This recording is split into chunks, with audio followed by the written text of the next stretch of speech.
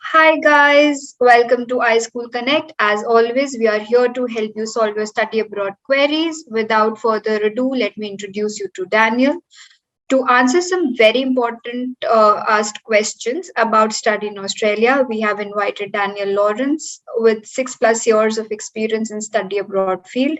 Daniel specializes in helping students receive successful admits to universities in Australia, UK, and Canada. He's also received a global career certification accredited by the University of California, Los Angeles. Daniel has been a part of iSchool Connect for several months now, and his students have received admits from top universities like Curtin, Deakin, University of Queensland, University of Western Australia, University of Central Queensland, to name a few. This channel is what studying abroad dreams are made of. Do subscribe and hit the bell icon.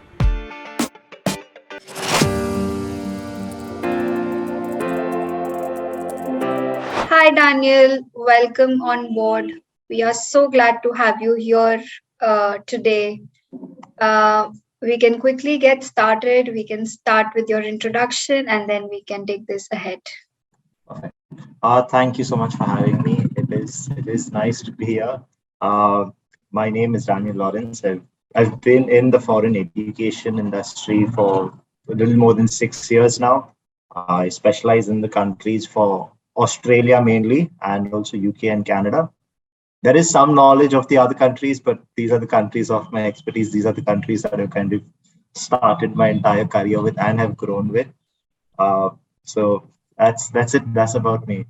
Right. And I think we can so much, we have so much to learn from you in today's session, and we can definitely build on, how and what is needed to study, especially in Australia. So, starting with the first question, we have. So, I would just love to understand that, which study abroad tests are accepted by Australian institutions. Okay. So when students are planning to study abroad, the first thing that they have to do is take up an English language test or an English proficiency test.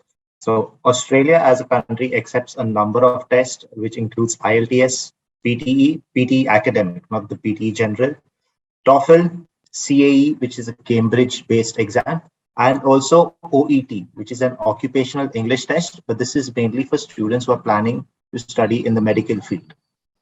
Okay, this is for the English test that students require. Also, there are a number of aptitude tests such as GRE and GMAT. It's not the requirement for all the universities, for all the students to take up a GRE or a GMAT program, but it is a requirement for some courses and for some universities. So as far as tests go for students to study abroad, these are the tests that students can take up.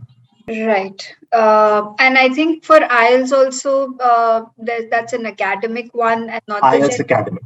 IELTS academic, yes. Right. Got it. Okay. All right. Moving on to our second question, we have what are the entry requirements for studying in Australia? If there's a specialized program or anything that's needed for students. Got it. So like the rest of the world, even Australia opened up its borders for international students, for international study. They have set up a certain limit of requirements, right? Just the basic requirements to make sure, one, that they're getting quality students, and two, also to make sure that the students are able to meet with the international standard, because they will be meeting students, they will be interacting with students on an international scale, on a global scale.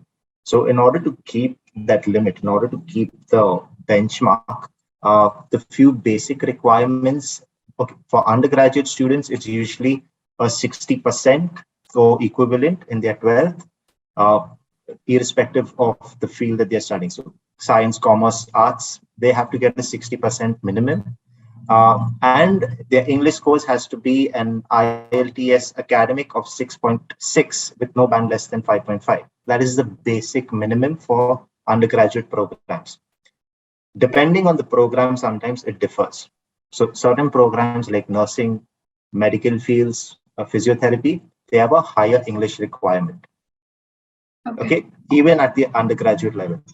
Right. For postgraduate students, The undergraduate requirements stay the same, but the IELTS requirement, the English proficiency requirement increases. So this is now a 6.5 with nothing less than 6. A lot of master programs, a lot of MBA programs offered in Australia also require work experience of about 2 years, relevant work experience. So that the students are able to understand the matter that is being offered to them, as well as interact with the other students. Okay. When you talk about specialized programs such as architecture, talk about lawyers, you talk about medical professionals, nursing, there are different requirements also required here. These include portfolios for architecture students, for music students, right? Students in the fine arts also have to submit a portfolio. Students who are getting into the medical field or into the lawyers also have to give a police clearance certificate. Okay. And also there is the students being registered with the proper authorities. So because each section or each subject is registered with different boards in Australia, like the architecture board, the board of lawyers, things like that, students have to be registered with these boards as well. Okay, okay, understood. Okay, moving forward, we have what are the different types of programs offered by Australian universities for international students? Uh, so this is a question that's a little tricky because in Australia there are 43 universities, Mhm. right?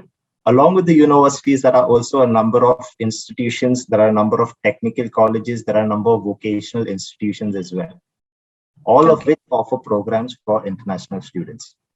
Okay, so Australia is an excellent place for students to study, and they offer almost every program that you can think of.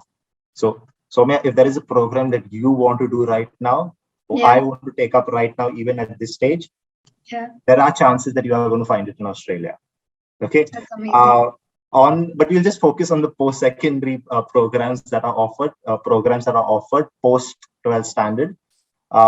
So right from architecture to art, from biomedical sciences to businesses, medicine to music, depending what the student wants to study, he can find it in Australia. It's quite impressive, and I think they have like a plethora of options to They offer, do, right? they do, and at different levels as well. So depending on the level of expertise you want, there is Right. a program to cater to you for that level of expertise that you want. That's amazing to know that.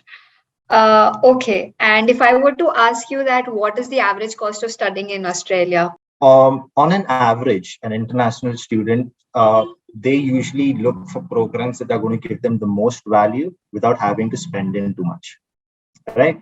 Uh, Without talking about specialized programs, without talking about the plethora of programs like we spoke about earlier, the tuition fees for general programs start from about 25,000 and can go up to right up to 55 to 56,000 Australian dollars. Okay. In addition to the tuition fees, the students also have to put up their living expenses for 1 year. Hmm. Living expenses for 1 year, as set by the DHA, that's the Department of Home Affairs. They are the ones who process the visas and everything for the students. As set by the DHA, it is $21,041. Okay, 21041 per year. Okay. So the living expense as well as the tuition fees for 1 year is Hmm. what the student has to put up in order to get a visa to study in Australia. Yeah. Along with this, but it does seem a little high, it does seem a little steep, especially for students from middle class backgrounds. So, in order to help the students financially, there is a lot of part time work opportunities that are given to the student when they're studying. So, a student can work for up to 20 hours per week legally, right? Okay. Uh, and Australia is also one of the countries that offers the highest wage rate per hour. So that's about close to $19 per hour. So in 20 hours in a week, the student is making $19 per hour. You can calculate how much they can. So Right. some students are even so smart, they can even take out their entire tuition fees or Hmm. one semester of tuition fees with their part-time work, right? I'm Right. not saying this is possible for all students, right? Yeah. Because it depends on the students' capabilities, it depends on the students' networking skills, but it is possible. Okay. And so if I were to ask you that, what are the popular intakes for Australian universities? And, when should a student ideally start preparing for their application? If you can just help us walk through the entire Yeah, roadmap. perfect. So Australia as an international education destination, there are three main intakes in Australia. Okay, that which is Feb, July, and November. Okay. Feb and July are the biggest intakes because most of the programs are offered in this intake. All your business programs, all the programs basically start either in Feb or in July. So even if a student misses out on the first intake, he can catch up in the next intake and graduate at the same time. So like I was saying, so the November intake is a kind of small intake in Australia. Yeah. Not all the programs are available. It's usually for students who have not met the university requirements and have to go for an additional program or pathway program. They usually start in November so that they can enroll in their main program in Feb, right? Also, a few business programs, a few IT programs are also available in November. Okay. And for students who are planning to study in Australia, the ideal processing time is about 8 months. This includes the waiting period from the university or the waiting period from the visa office. So 8 to 10 months before the course starts is when they should apply. Got it. And what are the important courses that are generally offered in Australia? So Australia has come up as a leader in a lot of programs. So it's right now it's the third most preferred destination in the world. Right. Right. So students even from countries like UK and USA also prefer to study in Australia. And some of the programs that students usually go for include accounting, business, business and business management programs, biomedical sciences, computer sciences and information technology, engineering management, which is a relatively new program in the world. And mining is also a very good program for students to take up in Australia. Okay. Nursing, psychology, sports sciences are a few of the popular programs that students usually go for. There are other programs as well, but these are Right. But if we were to just, select from the lot, in a nutshell. in a Yes. nutshell. Got it. All right. Okay. And so I would just want to understand if there are any scholarships that are available for international students at any Australian universities. Yes, most definitely there are.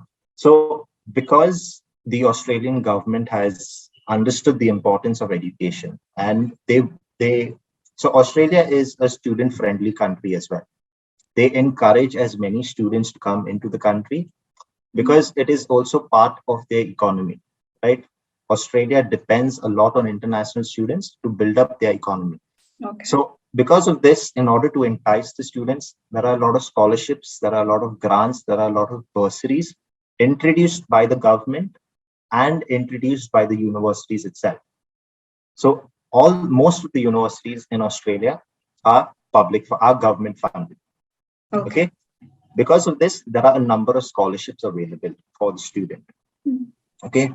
As an international student, there are scholarships offered mainly on the basis of merit. Okay. These would be from the university itself, from the institution provider. A small percentage of the scholarship is based on their merit. So scholarships can go even up to 100%, but that depends on the student. Other scholarships also include scholarships that's offered by the Department of Foreign Affairs, by the Department of Foreign Affairs and Trade. Okay, I think in 2022, around 200 million Australian dollars was put into the scholarship by this department, by the Department of Foreign Affairs and Trade. That's And an amount. yeah, that is a massive amount if you think of it. And the scholarships were given to students from 27 different countries. Around 2,000 something scholarships were issued to students from 27 countries. Uh, Besides this, there's also another program called Destination Australia. Like I said, the Australian government is trying to entice students to come in. So, but when students come in, they don't usually go to these small places. They go to the big cities, the metro cities. So in order to promote tourism, in order to promote these other small regional areas, Destination Australia has also initiated a program to help students study in these regional areas. And the student who is studying in a regional area can get up to about 15,000 per year as a scholarship from Destination Australia. These are some of the few scholarships that are there. Uh, right. And if I were to ask you that, which are which are some important universities in Australia, if you Mhm. were to just list them down basis, prioritizing them, maybe. Okay, so like I mentioned before, and I'm going to mention again, Australian education or the Australian education system values excellence, values industry related information, and values practical knowledge over everything else, right? Because of these things, because of the values that they hold so dear, they have tried to inculcate the same thing in the universities. And this has been possible because eight of the universities, there is this group of eight universities in Australia. They are like the Ivy League colleges in USA. They are the most prestigious, the most elite universities in Australia. They are part of the group of eight. Uh, and these universities are ranked among all the rankings. So you take QS rankings, you take THE rankings, you take even the Shanghai rankings. These universities rank in the top 150. Okay, so universities such as Monash, University of Sydney, University of Western Australia, University of Melbourne, Australian National University, University of Queensland, and University of Adelaide are some of the group of eight universities. Besides the group of eight, there are also a number of universities that are highly ranked. So I don't know if you know this, Soumya, but there is this Triple Crown accreditation that's offered to universities, Okay. right? The Triple Crown accreditation, even on the name, it sounds so fancy, right? It's so heavy. Yeah, Yeah. fancy. The word you're looking for is fancy. So from all the universities in the world, only 1% are given this Triple Crown accreditation. And from the 43 universities in Australia, three of these universities can boast that they have this Triple Crown accreditation. Right. Two are from the group of eight, which is Monash and University of Sydney. And the third one is Queensland University of Technology. All three universities have got a Triple Crown accreditation for their business programs. Yeah. And and what are the post study benefits that are offered to international students? Okay, so there are a lot of benefits offered to students, and this is becoming a practice not just in Australia, but it's becoming a practice all over the world because the governments have kind of realized that the students have invested so much of their time, so much of their money, so much of their efforts, one into getting into the university, and two also clearing out from that university, right? With whatever rank, with a good rank, with a good percentage. So they have felt this need to award the students for this. And what better way to do that than to give the students practical experience? So a lot of universities in the world have started this process, started this practice of having placements after the students finish studying, right? How does this help? The student is getting practical work experience. The student is getting a chance to be exposed to that kind of a working culture. So because even though India is developing at a very rapid rate, I must say, the processes, the working processes that we follow are a little outdated. The Australian government kind of has understood this, and they're giving students a chance to experience this for themselves. So earlier, students, if they do a 3-year program, they could stay for 2 years in the country, get relevant work experience, and then probably come back or move to another country, try their luck over there. Uh, right now, after the pandemic, because Australia was also closed for so long, Mm. the universities are now offering 4 years of post-study work visa. There are also some universities, if a student finishes a master's program, he gets a 5-year extension instead of a 4 years. And some regional areas offer 6 years even. Okay. And I'm not even going to talk about the networking and the exposure and the work ethic and the independence that they're going to get from doing this. Right. Right? The opportunities are endless It's there. endless. It's endless, so to speak. Right. Right. Yeah.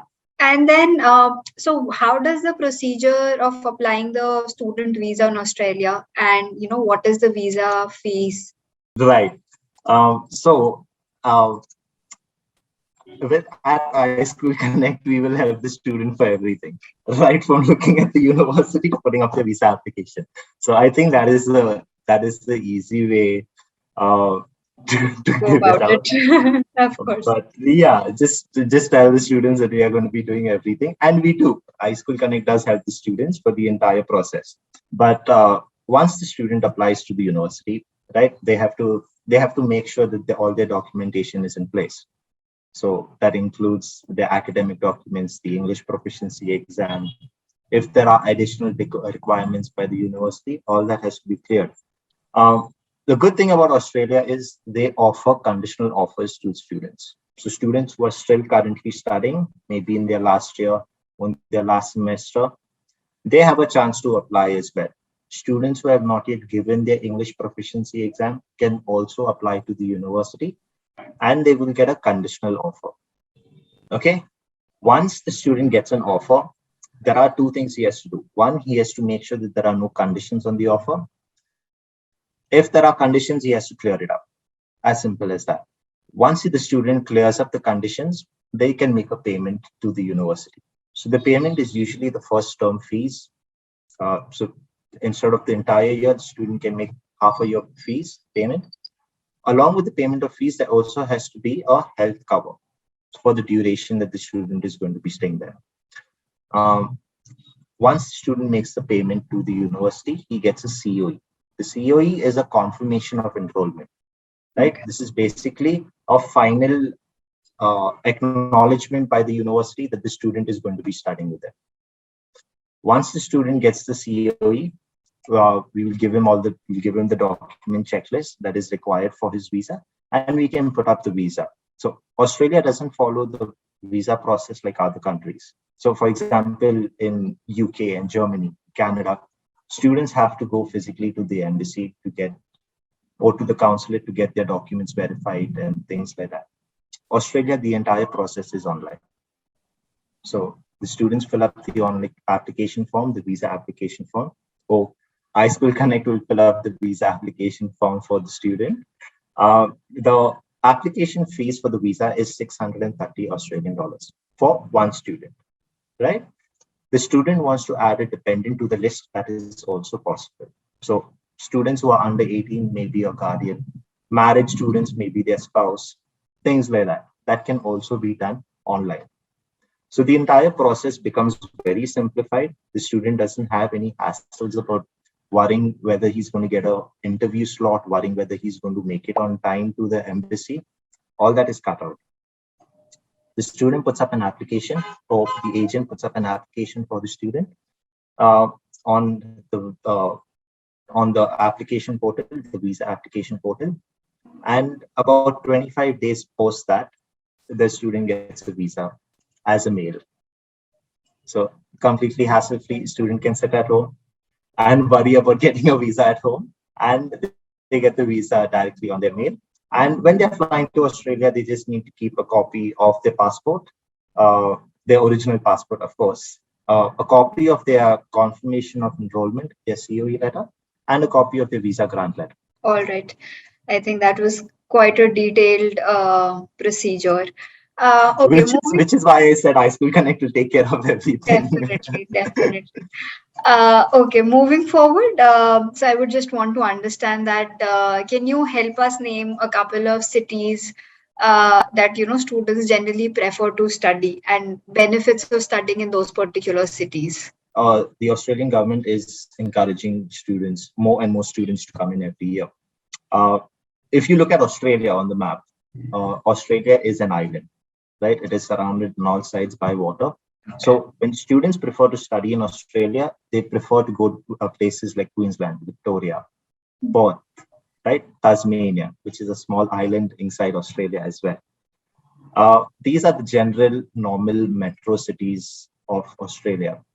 With the government's efforts, with the Australian government's efforts, also regional areas in Australia, such as Canberra, Adelaide, Hobart, Newcastle, these places are also gaining popularity for international students. Uh, okay. And what are the accommodation options like for international students in Australia? A lot of the accommodation options are available on campus itself. So the universities have so much of space, they have such a large campus that they've made accommodation options available for international students. If the students do not want to go on campus, they can even go off campus, right? There are a number of options. A lot of students also prefer to take the homestay option. So the homestay option is when international students are put up with a local family, Mm. and they have to pay the family some small amount, but they get to experience an authentic Australian way of life, Correct. Yeah. right?